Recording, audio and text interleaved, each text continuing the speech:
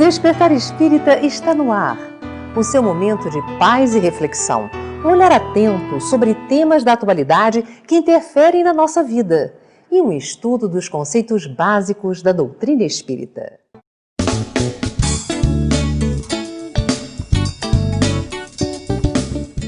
A morte, na visão das culturas espiritualistas, representa a perda do corpo físico, com a continuidade da vida espiritual. Já os materialistas, por acreditarem que a vida termina com a morte do corpo, desfrutam dos prazeres materiais sem nenhuma preocupação com o futuro.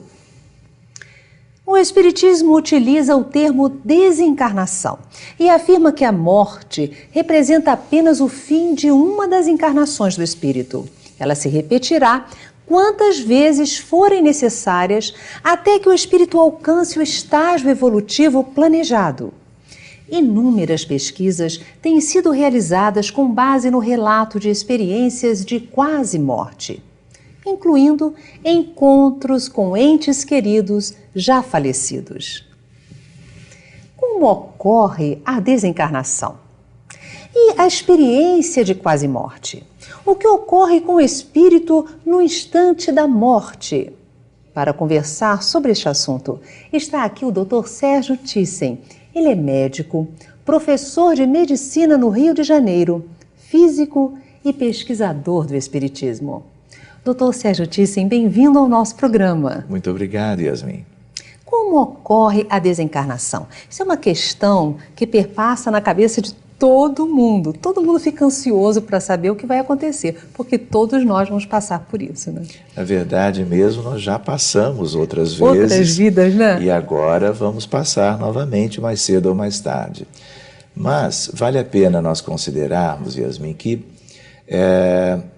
a essência da desencarnação é o desligamento do espírito que vive sem o corpo e que vai, portanto, se desprender dele mais uma vez para viver tão somente a realidade espiritual.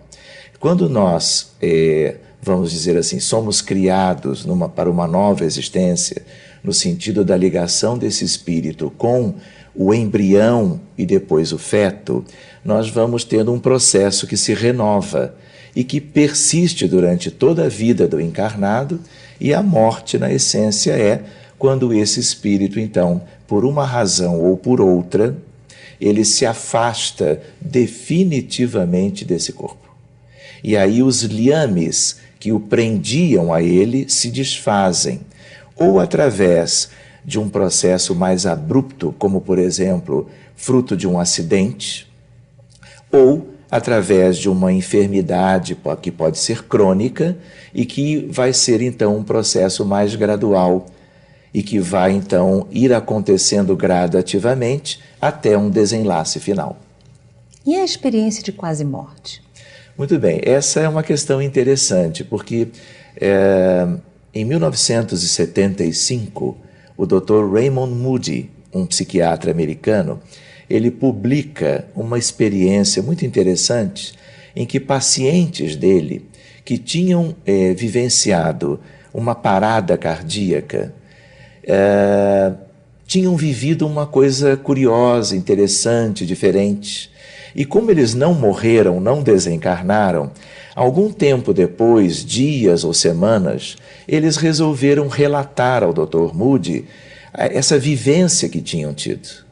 E o Dr. Moody escutou todos eles, registrou todos os relatos e enfeixou isto numa obra que ele publicou a respeito da vida além da vida. Então, esse médico abriu essa avenida de pesquisas, de conhecimento.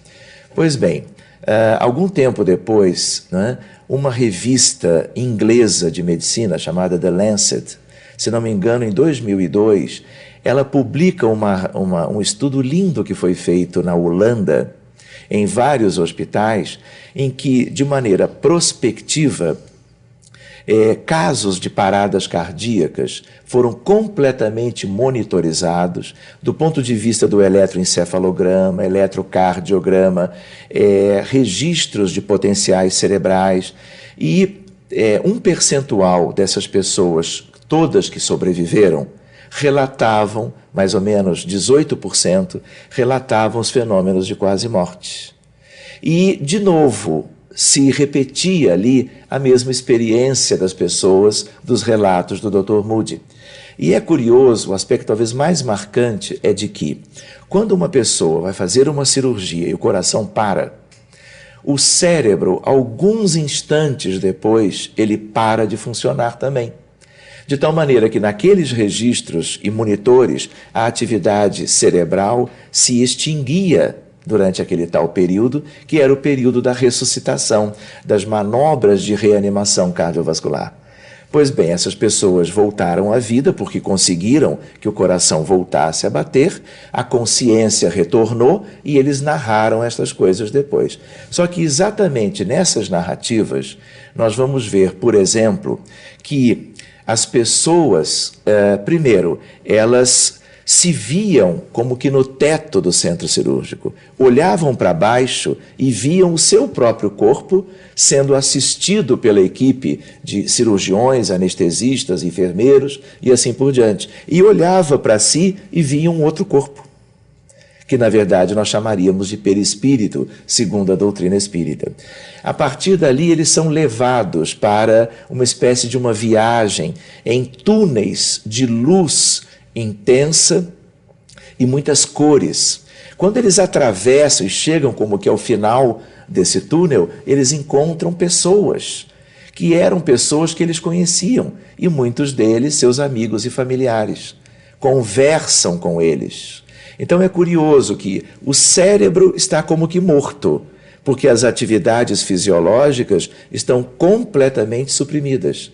E a consciência, a memória e até a visão, porque eles enxergam aquela realidade. Outro aspecto curioso, cegos de nascença, que experimentaram os fenômenos de quase morte, veem no mundo espiritual como qualquer outro que tinha uma visão normal. Então a medicina, a neurofisiologia, a fisiologia, que sempre entendeu que consciência, memória e visão sejam aspectos tipicamente encefálicos, cerebrais, na verdade agora esse resultado que brotou da experiência, na verdade, ele fez com que, e está fazendo até hoje, que médicos se debrucem sobre essa área de pesquisa, porque é preciso reavaliar toda a ideia que se tinha antes e buscar em algum outro lugar a sede da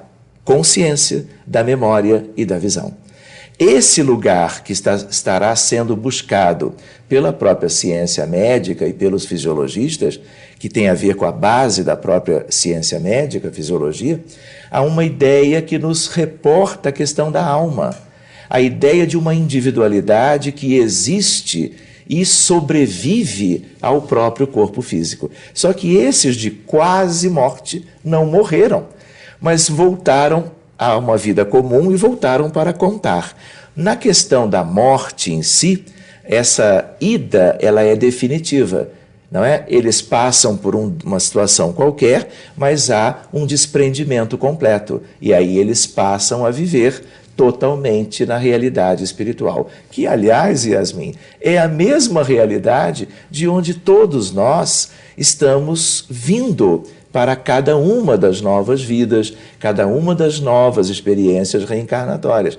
Na verdade, se a gente pensar bem, é uma volta para casa, em que o período da encarnação é um estágio de aprendizado, um estágio evolutivo, um período letivo na escolaridade do desenvolvimento moral, mas terminado o projeto para aquela vida, em chegando a hora, seja de maneira acidental, seja de maneira relacionada a uma patologia qualquer, a pessoa volta à sua realidade primeira, que é o mundo espiritual. E o que a doutrina espírita nos esclarece a respeito da morte, da postura que nós devemos ter quando pressentimos que ela está se avizinhando de nós, e também a postura que precisamos ter diante dos companheiros que estão em processo de desencarnação? Olha, Yasmin, a gente lembra que quando nós analisamos a realidade espiritual do nosso mundo, através dos relatos dos médiuns ostensivos, que percebem tão claramente como que é a vida no além, onde ela é dividida em setores diferentes ou esferas ou camadas de acordo com a evolução moral, nós nos damos conta de que morrer em si não é tudo. E que tudo depende quanto ao que vamos experimentar depois, ou mesmo durante, tem a ver com a história de nós mesmos. Tem a ver com o que nós realizamos ou deixamos de realizar durante a nossa última existência. Mas não apenas dessa última, mas também de todas as outras antes dessa. Então, nós poderíamos lembrar que existem maneiras diferentes de nós passarmos de volta para o mundo espiritual. E que há sofrimento em potencial, há, porque nós, na verdade, somos despreparados para esta questão. Porque, na verdade, nós não estamos preparados para vivermos bem, no sentido espiritual, a própria vida. Porque somos espíritos imperfeitos, temos muitos vícios morais e imperfeições. E se nós não utilizamos a vida terrena para fazermos a substituição dessas dificuldades milenares pelas virtudes que nos, vamos dizer, caracterizarão no futuro, nosso processo de retorno ao mundo espiritual vai fazer com que nós levemos, por ocasião do desencarne para depois dele, as nossas mesmas dificuldades ainda não superadas. E isto pode ocasionar dor física, isto pode ocasionar constrangimento físico a nível do perispírito, que é uma estrutura altamente sensível, mas também aspectos morais, porque vamos nos dar conta de como é a vida no além novamente. E muitas vezes olhamos para trás e percebemos que não fizemos na experiência terrena, propriamente a experiência aquela que nos levaria a uma vida feliz após a morte. Você falou de perispírito. Fale-nos um pouquinho mais para nós compreendermos que esse corpo ele persiste conosco após a desencarnação. Ele nos dá características de individualidade? Como é que nós ficamos assim que nos desprendemos do corpo físico? Repare, Yasmin, quando nós estamos encarnados, temos o corpo biológico, temos o perispírito e a alma. Quando vamos para o mundo espiritual, só não temos o corpo físico. Temos um perispírito que é uma estrutura corpórea, uma estrutura semimaterial, mas o que é semimaterial é constituído de átomos e moléculas, é material no fundo, e que nos acompanha no mundo espiritual e que tem as feições, tem propriamente a forma humana habitualmente. Aliás, na verdade, a forma é humana do corpo porque o perispírito tem aquelas características. Ele é o modelo organizador da biologia. Ele é a matriz do próprio corpo e é ele que entra em vínculo com as questões da genética para que tenhamos um corpo com as tais e tais características, para que vivamos a experiência que se faz necessária. Então, esse perispírito, quando alguém diz, olha, entrou um espírito aqui no ambiente, ele não está vendo a alma em essência, o espírito em essência. Ele está vendo uma espécie também de uma túnica, de uma vestimenta que nós chamamos de perispírito, para que o espírito ou a alma possam viver a realidade no próprio mundo espiritual também.